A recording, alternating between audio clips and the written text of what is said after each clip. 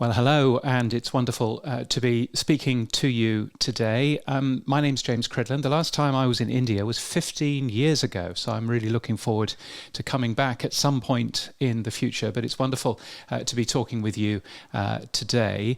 I'm going to be talking about what the future of radio is, looking ahead to where the future is going and what the future might end up being like. But I'll tell you a little bit about my history first of all. I used to work as a radio presenter a long time ago on a radio station in the UK. I then worked for the original Virgin Radio, which was a radio station in London, and I looked after the website and what we did in terms of new platforms back in those days. So things like the first daily podcast from a radio station and also the first streaming radio app in the world. It was quite a thing. It looks a bit like this. It was very entertaining, and yes, not quite so sure about all of that. Anyway, now I'm working for commercial radio companies and public radio companies across the world, and I also write my own daily newsletter about podcasting. It's called Podnews. It's free, which you can get if you are interested in that part of the world. But I'm going to start by showing you this. This is a drawing from an author called Hugo Gernsback. It's 100 years old. This is his future of the radio. And I think it's surprising that he's got almost everything right. If you take a look at it, you can see wireless charging at the top of the screen. You can see the concept of aeroplanes flying using radio technology, which is what they do these days. On the right-hand side, a printer is printing out correspondence by radio, or email as we call it today, and it's being printed straight in the bin, which is absolutely correct. In front of him, he's banking over the internet and even using Zoom to talk to his family. Right on the bottom left is a radio heater or a microwave. But Hugo, I think, is falling into a trap, and that trap is also the trap that many of us fall into, thinking about radio as a technology. And it's not a technology at all. It's something much more than that. Loads of people listen to the radio, still doing incredibly well. Wherever you look, 9 out of 10 people tune in every week to the radio. But what we do know is that radio is evolving as people's lifestyles change. And the future of the radio probably isn't the radio of the past. I'll show you some slides to show what I mean by that and some of the data. So this is how all audio listening happens in the UK, and predominantly it's live radio. Live radio seems to do incredibly well in the UK instead of things like streaming audio and podcasts and everything else. And it's not just the UK. If you go over to the US as well, this is ad-supported audio. But you can see, again, that radio is doing tremendously well in terms of a share of all ad-supported audio. It's not all bright, and there are interesting things going on. This is Australia, where I live these days, and the government recently did some research about what people listen to, but people who listen to podcasts will listen just as long to them as FM radio listeners listen to the radio. So again, radio seems to do tremendously well. But things are changing. This is Pontop Moor in Yorkshire in England, where I grew up. And here's the thing. This is how people consume audio in the UK. Those figures, but broken up in terms of age range. So this, which is 55 and older, again, lots of listening to the radio, AM, FM, or DAB, which is another form of radio broadcasting that we have in the UK. But this is how young people are listening. And it's very, very different, as you can see here. Young people use the smartphone most to listen to audio, with radio and AM and FM and DAB not necessarily doing anywhere near as well. You can also see listening through a smart speaker and through a computer. Smart speakers doing pretty well everywhere, computers doing slightly less so for the over 55s. So that's devices. How about looking at what people listen to on those devices? Well, here we are in Nice in France on a cloudy day. It probably comes as no surprise that if you have a look at a radio, then that is used all the time for listening to the radio, because you can't listen to anything else on there, really. If you take a look at smart speakers, well, radio does pretty well in terms of how smart speakers work. 70% of all of the audio that we listen to on a smart speaker is the radio. You have a look at a computer laptop and a tablet, and live radio, again, doing pretty well there. It's the number one, although Spotify and Apple Music and all of those types of services, JioSaavn and so on, actually doing quite well here. Then you have a look at the mobile phone. And the mobile phone is very different. Now in India, you're very lucky, you have mobile phones with FM radio in them. In most other parts of the world, we don't. And this is what happens when you don't have that. Live radio, well, you can see, is the third most popular, with a far, far smaller set of numbers. And finally, I was wondering, if you're on the train and you're wondering what people are listening to on their sparkling headphones, well, it's unlikely, I'm afraid, to be radio. It's much more likely to be things like podcasts, audiobooks, and things like Spotify and Apple Music and that sort of thing. So things are changing, definitely, in terms of how radio works. And it's not just in the UK. It's in other parts of the world as well. So here we are in Norway. It turns out that when it snows in Oslo airport, then the airport closes down. You'd have thought that they'd be used to it by now, but still, there we are. I went to Norway and I spoke to a lot of broadcasters in Norway, and this is how radio looks in Norway. So again, you can see radio doing really well in terms of during the day. I've circled here when school breaks up after 3 o'clock in the afternoon. And you can see that radio does particularly well. On-demand audio also doing okay. That's things like music. And then podcasts you can see at the bottom. But when you have a look at younger audiences, it's a very, very different thing. Here's younger audiences. And you can see that on-demand music is doing really well in that part of the world. So things are different. And here finally, just to make you feel happy about yourself, is another graph showing how radio listening happens in the UK.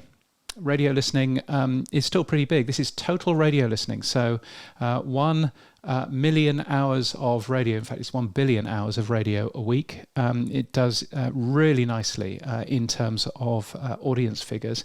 But when you start having a look at young versus old and the age groups, then actually things change quite a lot. And you can see that younger people, right down at the bottom of this graph, are listening less to radio than they did 20 years ago, while older people are listening to more. So yes, radio is still doing quite nicely, but there is definitely a story to tell in terms of who is tuning in. So I know what you're wondering. You're wondering, James, what's the future of radio? Because you're telling us about what current radio is. So I'm very lucky that I get to travel around the world. I went to Los Angeles not so long ago. This is a beautiful transmitter there. A shame that somebody has dumped some big letters in front of it. It's made it look a little bit ugly, in my humble opinion. Anyway, one of the things I learned there is that spoken word is doing really well. Spoken word, the amount of spoken word that we listen to is increasing an awful lot in terms of the US. And it's increasing even more, actually, when you have a look at mobile phones and you have a look at mobile consumption. So it does fantastically when you start having a look at spoken word content rather than just non-stop music. Let's have a look at what we learnt during the pandemic. And we were lucky enough that in Australia, they continued taking some of the listening data through the pandemic. So we were able to compare before the pandemic and right in the middle of the pandemic, and I've chosen Melbourne, which was locked down during that time here. What you can see in blue is what the listening was like before the pandemic, and in green is what the listening was like during the pandemic. The speech radio stations are at the top here, and the music radio stations are below. And you can see pretty well that the speech radio stations did much better in some cases, and the music stations did much worse in some cases. Why? Because people wanted to be next to other human beings during that sort of time. I then went to Los Angeles, which is no, I didn't. Las Vegas. That's what that says, which is very fancy. Some of the things that I learned in Las Vegas actually are that personalities are now the reason that people choose to listen to the radio, not the music, which always used to be the case. It's now personalities, and there was a big switch, as you can see here, on that particular date, which is in around 2019 by the looks of things. Can't quite see the screen from where I am.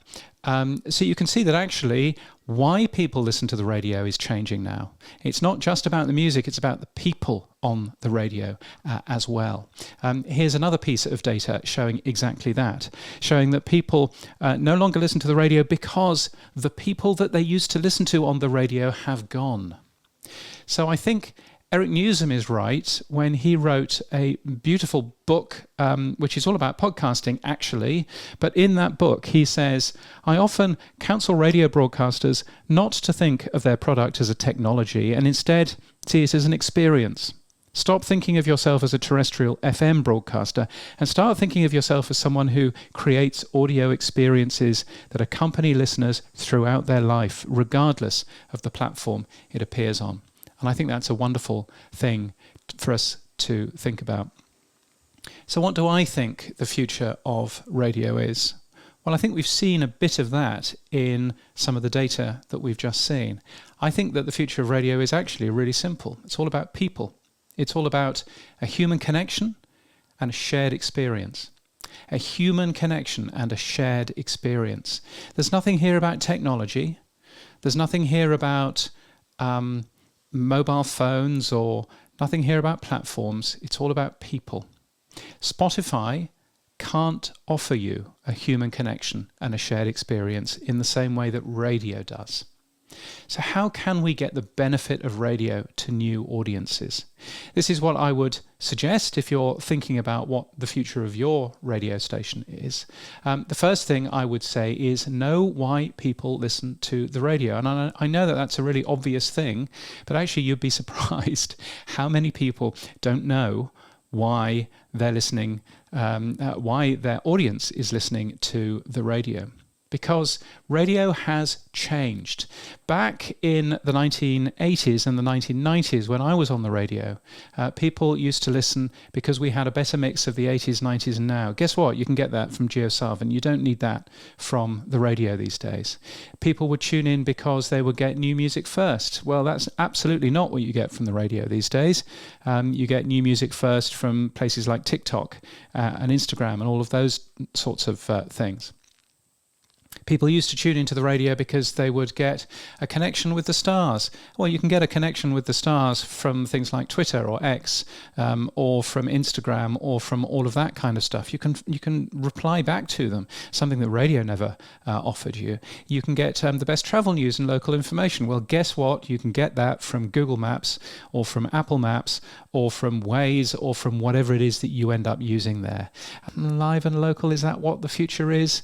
Well, some Americans will tell you that live and local is what the future is for radio. I'm not so sure.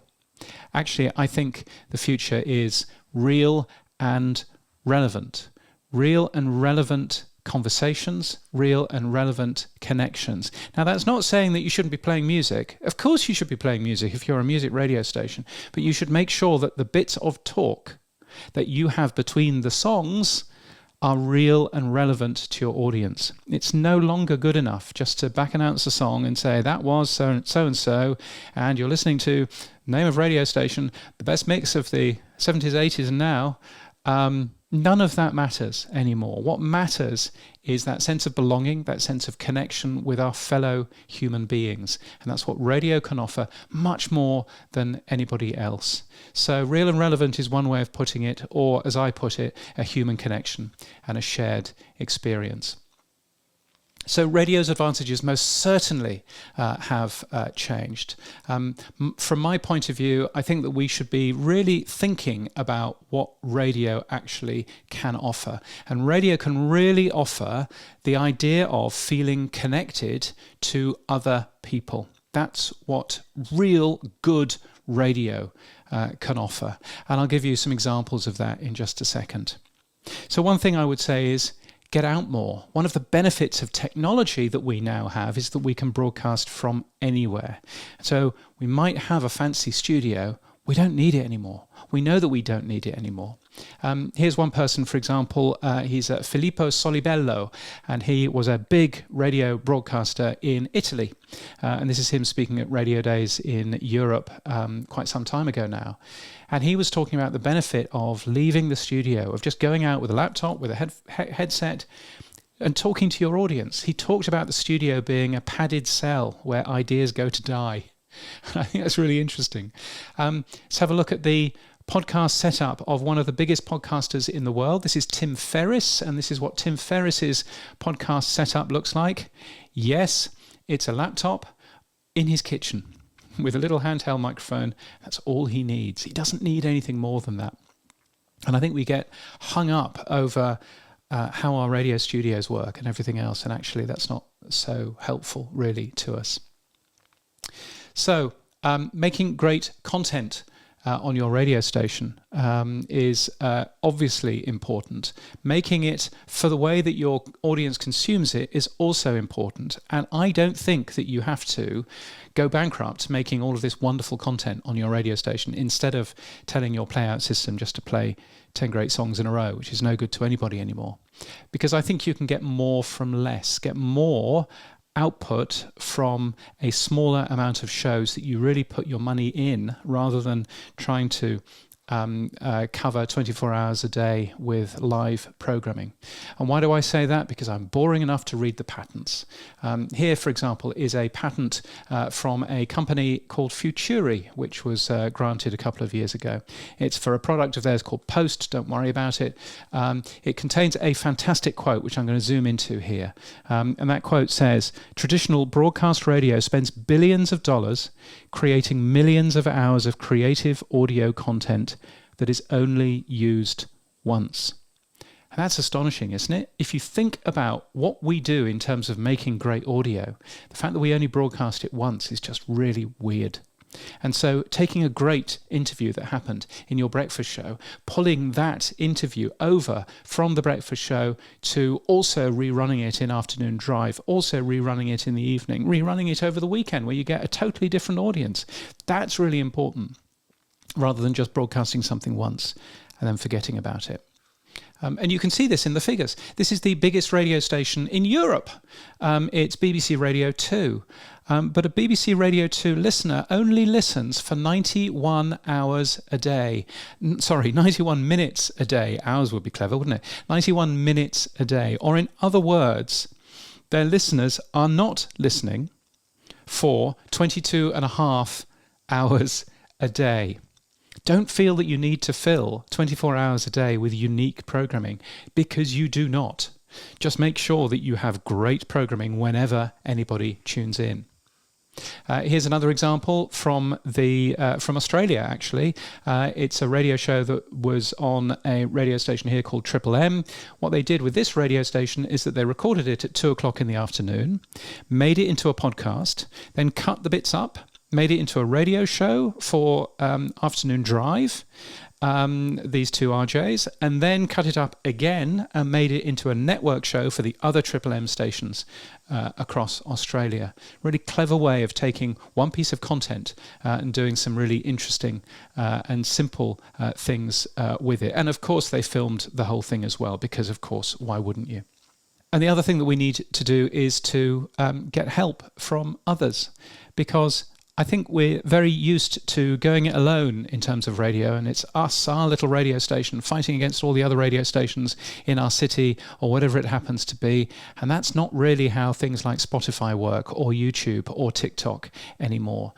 So I think we should be pretty careful in terms of how flexible and easy to change we are.